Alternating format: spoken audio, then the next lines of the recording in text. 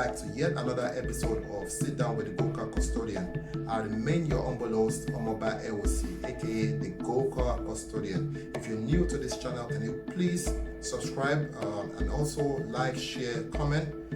Don't forget to press the notification bell underneath this video, and let's upload this channel. Today's episode is going to be titled The Need for Oduduwa Republic and Why It Should Be Taken Seriously. So basically, if you're not familiar or well versed in Nigerian history or demographics, I'm going to give you a quick history lesson right now. So basically, prior to 1914, there was no country known as Nigeria.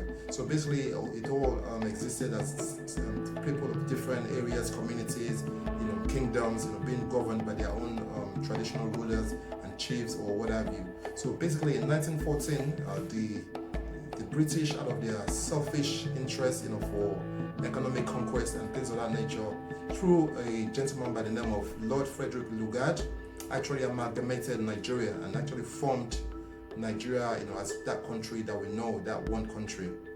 And it should also be remembered that he also stated that after 100 years, the British colonial rule, could be either, renewed or denounced. So basically, after 100 years, Nigeria could basically just go its separate ways and go back into maybe, the ethnic divisions or subdivisions or what have you. So basically, that came into effect in 2014. So literally, Nigeria could decide to, go its separate ways, and yes. So basically, why is the need for the Oduduwa Republic?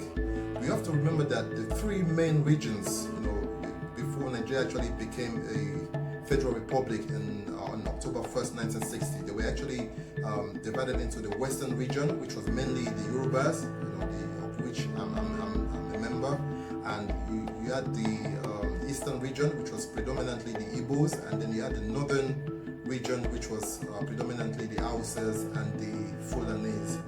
So basically, the British knew that the Yorubas and the Igbos, they were more intellectual, they were highly educated, very resourceful, very resilient. So what did they do? They knew the Northerners, they were not educated people. They were high percentage of illiterates amongst them. They were mainly nomadic people. They were more interested in agriculture and rearing cattle and things of that nature. So what did the British do? The British actually transferred power to, they gave the power to the Hausas, the Northerners. Mainly, they knew, because if power had been transferred to the Igbos or the Yorubas, they would have challenged the British, because they were very, very educated people and intellectual people. So basically, they gave power to the Northerners, who they knew they could become puppets, basically. And they also, gave them key strategic positions in the military, because since independence, we all know Nigeria has been, has suffered a lot of military coups. So it was mainly military governments before. It was only recently that we've actually transferred fully to the civilian style of leadership and things of that nature. So basically, they gave the power to the Northerners, because they knew the Northerners were not very intellectual and they wouldn't challenge them, basically. So they basically gave power to the people that were not so educated to govern people like the Yorubas, and the Igbos. And also we know that, this has led to so many different, conflicts and wars even. The Biafran War is a good example, where the Igbos wanted to basically separate from what was known as Nigeria because of the neglect, and things of that nature, because of the prejudice, the neglect that they suffered. And this is exactly what we Yorubas want right now as well with Oduduwa Republic. Because let's face it, years, decades and decades of after independence, what have we gained as a country in Nigeria? There's still untold hardship. There's a lot of suffering. There's abject poverty. There's a lot of people who can't even they can't even eat 3 square meals per day. In a country where we are blessed with so many natural and economic resources, it's unbelievable. If you look at countries like places like Dubai. Now, if you marvel at Dubai, but when Nigeria, was thriving, Dubai was still a desert. And now look at the state of Dubai. They've been able to transform it into a wonderland of great infrastructure and economic development. And see, in Nigeria, we're still very, very backward. There are no basic infrastructure in place. The healthcare is poor. The education is shambolic. We don't have good roads. We don't have good facilities. Everything is in a terrible state of disrepair. It's unbelievable that a country that's been blessed with so much in terms of resources and has earned so much revenue from crude oil is still wallowing in abject poverty, just due to a lot of mismanagement and corrupt leaders that we've had over the years. And at this point, we should also remember that most of I'm sure like 60 or even higher, 60% of most of the presidents or head of states that we've had in Nigeria have been northerners. Have been mostly of Hausa or Fulani, extraction. This, by all means, you should understand that this is not a hate video. This is not. I'm not being prejudiced towards any particular tribe in Nigeria, but this is just me stating facts. And this is just me, stating it like it is, and just putting the facts before everybody, so we can all, conclude, and we can all reach our judgments based on logical arguments. So, why do we want Oduduwa Republic? We want Oduduwa Republic because we're just tired of so many years of injustice, so many years of backwardness, so many years of disrepair, of the decay that we're suffering, because we can't, as Yorubas, a very highly intellectual and intelligent tribe, we can't actually just sit down and fold our arms, decade after decade, and just hoping for a better Nigeria. Let's face it, Nigeria is not a country. It was just born out of the selfish interest and the selfish greed of the British to actually force Nigeria to be one country. We have so much differences in terms of our cultures, in terms of our languages, in terms of our way of saying things, and our perceptions of what things should be. So it's very, very difficult for Nigeria to be one country. We have seen this time and time again. There's just been neglect. Look at the Niger Delta area, for example. The Niger Delta area is where predominantly most of Nigeria's crude oil comes from. But if you go to the Niger Delta area, they are suffering. The citizens are suffering. They're wallowing in abject poverty. Most of them they don't even have access to basic amenities like clean drinking water. And this is where most of Nigeria's revenue comes from. So they've just been neglected for so many years. So that's why activists like Ken Saro-Wiwa, was at the forefront of the campaign to bring attention, to bring worldwide recognition to the suffering and the plight of the people of the Niger Delta area. But sadly, what happened to him was executed by the government of Abacha.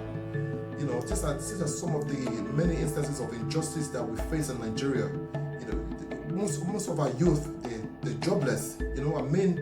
Everything is in decay. The education system, you can't even have access to good education, especially if you're from a poor family. If you're lucky enough to be from a rich family, then you can attend a private school where you can get decent quality education, and this shouldn't be. We have graduates that have been graduates for years, and they haven't got access to any sources of livelihood. They haven't got any jobs whatsoever to be proud of. A lot of our young ladies, they are engaging in prostitution, or being oloshos, as we call it in Nigeria, because they haven't got the opportunities. And this is terrible. We just always saying is enough. It will be better off if Nigeria went their separate ways, because we can't stay back as Yorubas, people of great pride, of noble noble history, and just sit back and watch us being governed by people who don't even have they don't have any business being in the seats of power in the first place. We're just saying enough is enough. It's time for Nigeria to come to separate, and every tribe should go its own ways, and then we'll be able to build ourselves up properly, because that's why we need Oduduwa Republic. We need Oduduwa Republic for the betterment and the success of our people as Yorubas. This is why we need Oduduwa Republic, and this is why Oduduwa Republic must happen. And I think it's very, very imperative that every Yoruba man, every Yoruba woman should, support the cause, because it's a worthy cause. Because we're tired of so many years of injustice. You can't even, in Nigeria, there's no freedom of speech. You can't even criticize the government because you've been locked up, the next day. You can't even campaign, for a better quality of life. It's really sad. It's really terrible. All the activists that you can name in Nigerian history, they've either have to pay with their life. They've been discriminated against. They've been imprisoned. They haven't, there's no freedom of speech. And why should we continue to be subjects of this inhumane treatment in our own country? This is terrible. So this is the time. The time is right now for Nigeria to break away and to separate, so that each peoples can go in their separate ways, and they can form their own effective governments that be able to make lives better and easier for its people. This is why we're saying we need Oduduwa Republic. Also, we should remember that the amalgamation that happened in 1914, there's been a lot of criticism, the amalgamation that was done by Lord Lugard, the British man, because his girlfriend was even the one that named Nigeria. Can you imagine? It was a British man's girlfriend that gave us the name Nigeria. So these people just been toying with our emotions, toying with our with our livelihoods, with our sanity for decades. This is just unacceptable. Anyways, that being said, we need to come together as Yorubas, because we are great people. I mean, we're like 50 to 60 million Yorubas in Nigeria alone.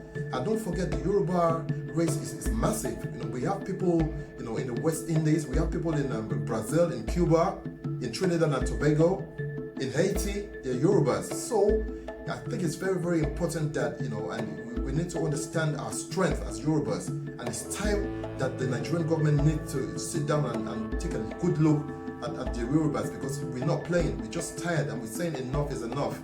And now, what are my major concerns with Oduduwa Republic? My first major concern is the leadership. If we are eventually granted Oduduwa Republic, where's the leadership going to come from? Because let's face it, most of the Yoruba, supposedly Yoruba leaders that should be at the forefront of the affairs of the Yoruba people, they're not doing what's right. A lot of them are just doing things for their selfish interest, for their greed. There's so much corruption. This is something I'm concerned about. This is one thing that we need to tackle. And also, most of these religious leaders, they are of Yoruba descent. I'm not going to name this, but you know who they are. They own all these mega churches that have branches all over the world, but they never speak up against the plight of the Yoruba people or the plight of the innocent people in Nigeria. Most of them are just, they're just setting up these churches as they're running them like multinational companies and conglomerates, and they're just making money from innocent people. But they never speak for the innocent people when it's time to speak out. This is one of my other concerns. So my main concerns with Oduduwa Republic is who are we going to put in the leadership? Who can be trusted? Because Oduduwa Republic is here to stay, and we're just saying enough is enough. It's high time that people of such intellect and intelligence be governed by like people.